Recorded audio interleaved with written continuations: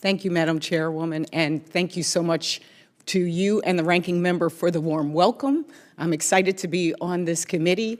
Senator Carper and I wear different types of shoes. I wear pumps. Let me begin by expressing my gratitude, though, to the former chairman of this committee, my friend and mentor, Senator Tom Carper, for his years of faithful service, not only to this committee, but also to our nation and to saving our planet.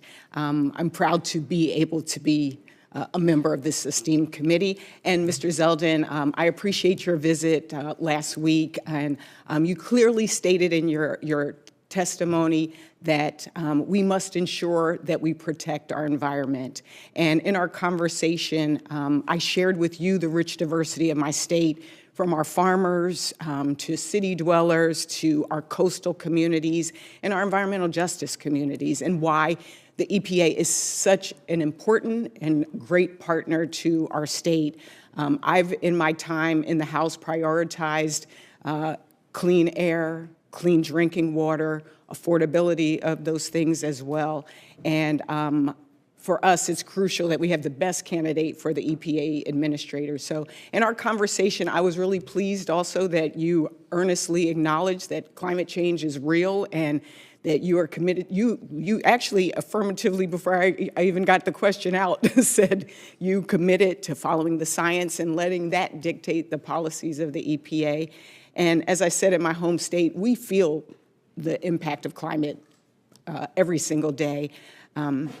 And as a former member of the House, I know we talked about the similarities in our district, low-lying, vulnerable to sea level rise, and it's critical to our coastal communities.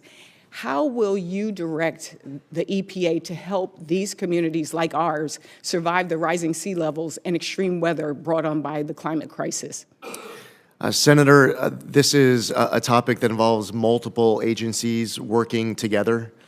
So EPA being able to do its part is incredibly important. EPA might not have the funding that the Army Corps of Engineers is bringing to a particular project as may be authorized by Congress. The Department of Interior might be working on a particular aspect of this under its jurisdiction. The collaboration between agencies is critical. The collaboration between agencies and Congress is going to be important as well.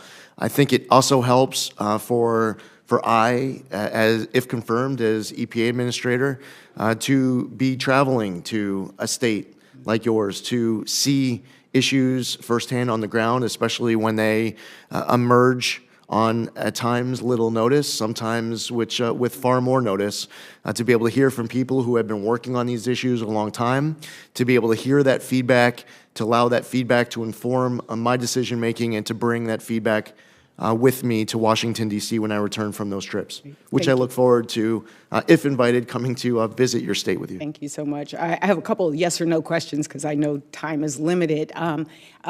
You stated that EPA's mission is to protect the health of the public and the environment. Is this still your position? Yes or no? Yes.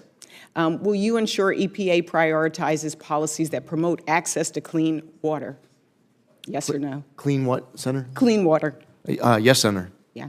And as you know, many rural communities have old water infrastructure and rely on well water, particularly in Delaware, which creates significant water quality issues. How will you, your EPA, help these communities access effective solutions such as upgrades to stormwater infrastructure, watershed restoration, or water infiltration?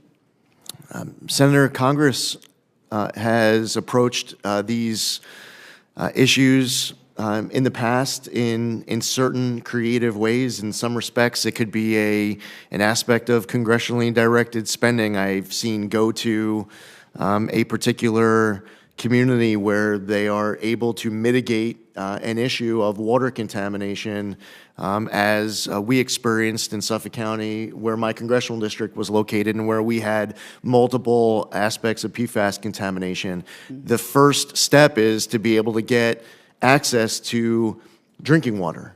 And even if that's providing bottled water, that's a partnership that starts with local leadership, where a state and federal government is asking, what can we do to assist?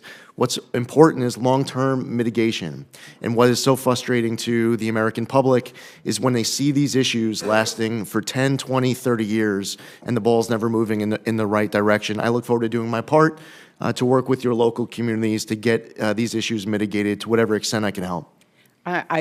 You actually brought up for me something that was personal. We have communities that did not have access to clean drinking water in our state. And so it was important for us to work on that revolving state water fund, getting that water to those communities, but also the water affordability. And Senator Padilla mentioned the work on the LIHEAP for low income for water programs. I led that charge in the House side and would love to continue working, again, to make this a permanent program for those families.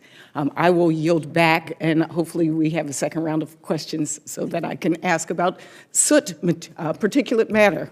Thank you, and I yield back. Thank you.